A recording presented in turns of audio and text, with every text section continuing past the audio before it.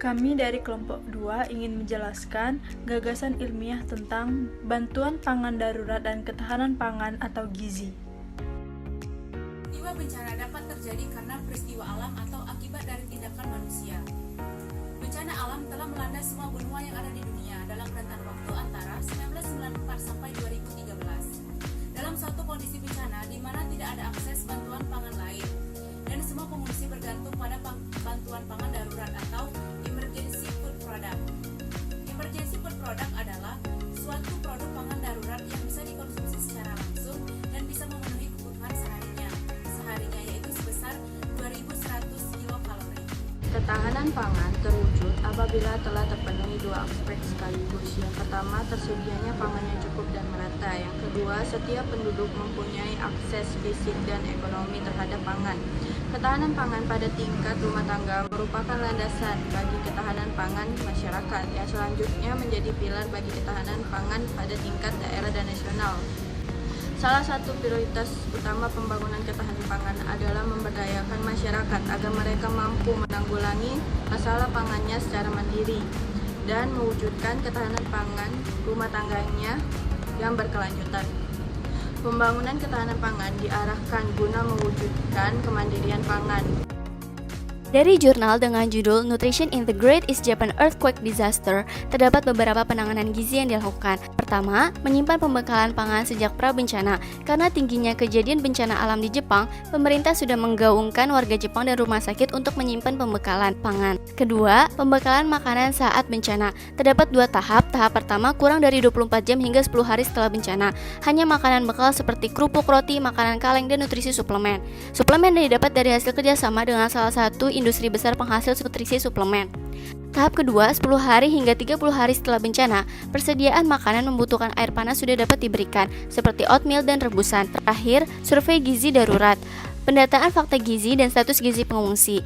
Alat survei yang digunakan yaitu Emergency Nutrition Assessment or ENA. Alat web gratis ini memungkinkan status gizi dan penilaian fisik mudah dihitung berdasarkan tinggi badan dan berat badan. Selanjutnya, banjir di negara Malaysia. Berikut merupakan 3 skenario program pangan pasca bencana. Pertama, segera penuhi kebutuhan pangan. Merupakan kegiatan pencegahan terjadinya kelaparan dengan menyediakan energi yang cukup, seperti karbohidrat, protein, dan lemak dalam jangka pendek dengan menggunakan makanan siap saji seperti roti, ikan dan ayam kaleng, vitamin dan mineral, dan bahan pangan lainnya. Kedua itu, keranjang makanan darurat. Merupakan penyediaan bahan pangan kepada korban bencana yang tidak dievakuasi, seperti tepung, beras, buah-buahan kaleng, dan bahan pangan lainnya. Yang ketiga, masa feeding di tempat evakuasi. Merupakan penyediaan makanan yang dimasak di tempat penampungan evakuasi yang sudah disiapkan oleh pemerintah atau organisasi sukarela, seperti sayur-sayuran, bayam, kentang, kacang kedelai, gula, telur, dan bahan pangan lainnya. Bantuan pangan darurat pemerintah Amerika Serikat. Dua program khusus yang memberikan bantuan pangan darurat dunia. Yang pertama, judul 2 Hukum Publik 480 tahun 1954 atau PL 480, dikelola oleh Badan Pembangunan Internasional Amerika Serikat. Umumnya dikenal sebagai program pangan untuk perdamaian. Contoh makanannya, bantuan pangan ada pada makanan campuran yang dikembangkan untuk memberi makan anak-anak. Makanan campuran tersebut mengandung susu kering tanpa lemak, susu kedelai jagung, dan susu kedelai gandum. Yang kedua, bagian 416B dari Undang-Undang Pertanian tahun 1949 dikelola oleh Departemen Pertanian Amerika Serikat. Contoh makanannya, gandum dan produk gandum, pakan biji-bijian, minyak sayur, dan beras. Setelah berkaca dari program bantuan pangan darurat dan ketahanan pangan dari negara Malaysia, Jepang, dan Amerika Serikat, terdapat beberapa inovasi yang dapat diterapkan di Indonesia. Pertama, program pra-bencana, yaitu memberikan pembekalan pangan yang akan dipersiapkan oleh komunitas bantuan bencana. Program ini dilakukan dengan tujuan untuk menyimpan dan mempersiapkan pangan-pangan yang bisa dijadikan sebagai pembekalan pangan. Pembekalan ini diberikan untuk membantu pengungsi dan korban agar lebih mudah mendapatkan pangan. Adapun inovasi untuk Indonesia dalam bantuan pangan darurat saat pasca bencana yaitu pertama, ada program DPP atau Darurat Pemberian Pangan. Pemberian pangan kepada korban bencana bencana berupa snack bar biskuit Green Healthy. Biskuit ini dibuat untuk memenuhi kebutuhan energi dan protein, karena biskuit ini mengandung tinggi kalori dan tinggi protein. Biskuit ini dibuat dari kacang hijau yang difortifikasi dengan bayam, yang berfungsi untuk menghindari defisit energi dan kekurangan zat besi pada korban saat bencana. Kedua, program BGG atau bagi-bagi sembako. Program ini dikhususkan kepada korban bencana yang masih memiliki tempat tinggal.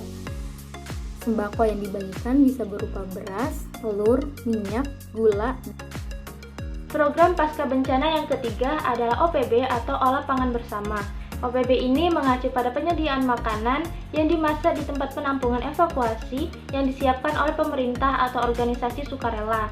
Contoh makanannya seperti beras, sayur-sayuran, ayam, ikan, mie, buah-buahan, dan lain-lain. Nah, kami berinovasi untuk membuat produk sup krim jagung instan yang berkomposisikan jagung, susu, keju, daging ayam, campuran sayuran kering seperti wortel dan sawi. Nah, dan tentunya di dalam bahan-bahan tersebut terdapat kandungan gizi berupa karbohidrat, vitamin, protein, dan lemak, sehingga dapat digunakan sebagai pengganti kebutuhan makanan pokok yang kurang. Kelebihan lain dari produk ini adalah mudah disimpan, tidak mudah terkontaminasi, tidak mudah busuk, dan mudah untuk digunakan.